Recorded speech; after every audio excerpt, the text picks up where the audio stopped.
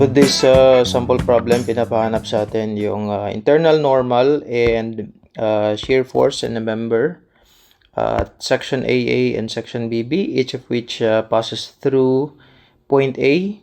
So ito yung point A sa figure natin. The 500 pound load is applied along the centroidal axis of the member. So ito yung figure natin, ito yung 500 pounds na given. Ibig sabihin na centroidal axis, ibig sabihin nasa center siya ng cross-sectional area natin. And then ito yung dalawang sections. We have section AA and section BB, which is at an angle of 30 degrees. 30 degrees yung B from line AA. So kung mag-a-assign tayo ng letters dito sa mga variables natin, yung required sa atin, we have the normal force for A and shear for A, and then we have normal force for B and shear for B. I think ang pinakamadaling makuha natin dito is of course yung normal and shear force ng section AA. So pag i-cut natin yung box natin or yung block, syempre vertical lang yung section AA natin. So meron tayong shear na VA, tapos meron tayong normal force na NA. And then of course meron tayong 500 pounds na load. So gagamitin lang natin dito yung summation of forces natin along X and Y. So first we have summation of forces along Y equals 0. So automatic na wala namang ibang vertical na forces dito sa free body diagram natin at section AA. By the way, this is at section AA. So ibig sabihin, we have VA is just equivalent to 0 pounds. Kapag magsasummation naman tayo along the x-axis, summation of forces along x equals 0. So meron tayong dalawang forces, we have NA and the 500 pounds. So automatic na si normal force sa section AA equals 500 pounds. So, meron na tayong dalawang sagot. We have for the section AA. Next na kukunin natin ay yung normal and shear forces dito sa section BB. So we have at section B-B, meron tayong free body diagram na nakat dito which is 30 degrees. And then we have normal force, that's of course perpendicular dito sa surface natin.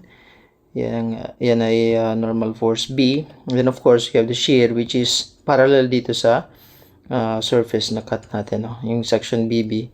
So we have shear B. And then meron tayong external force which is 500 pounds.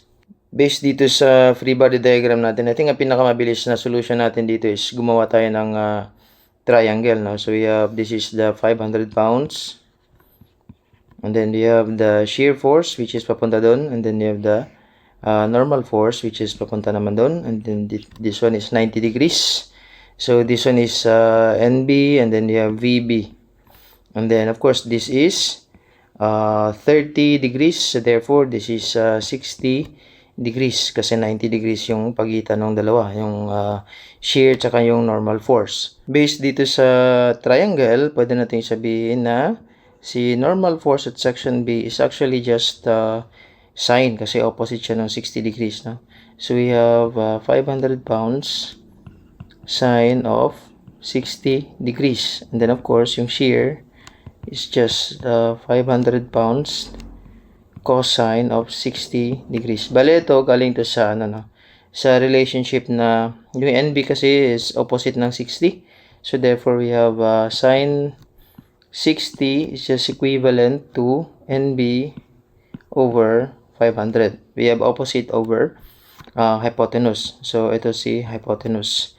Tapos si cosine naman, cosine of 60 is just adjacent na side over hypotenuse. So that's VB over 500. So ito yung kukunin natin, NB, lipat lang natin sa kabila. Ito naman kukunin natin, so lipat lang natin si 500 sa kabila. So ito yung magiging equations natin for NB and VB. So, dito tayo sa calculator natin. We have 500 sine of 60.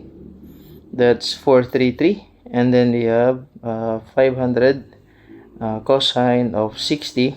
That's 250. So we have NB is just equivalent to 433 pounds. And then we have VB is just equivalent to 250 pounds. Yan. So, yun yung final answer natin for sa section BB. So, madali lang, no? Yun. Summation of forces lang along X and Y kasi forces lang naman yung involved dito sa problem natin. Wala namang moment, no? And then, yun lang, no? Pag nagka-cut tayo ng section sa mga objects natin or kahit na anong member, so, may lalabas lagi na dalawang forces, dalawang components X and Y, or depende dun sa plane ng cut. So, yung direction ng magiging lalabas na internal forces, like for example dito, so iba yung magiging direction niya compared dito, kasi iba naman kasi yung plane niya, no? So, laging tandaan na shear is always parallel, no? Parallel dun sa cut na section. And then we have normal force ay laging perpendicular. Perpendicular yun. Laging 90 degrees yan sa section na yung section of interest natin. Okay? So, I think ito na yun, no, para sa sample problem na to. And again, thank you for watching. I'll see you sa mga next na sample problems na isosolve natin dito sa channel natin. Thank you.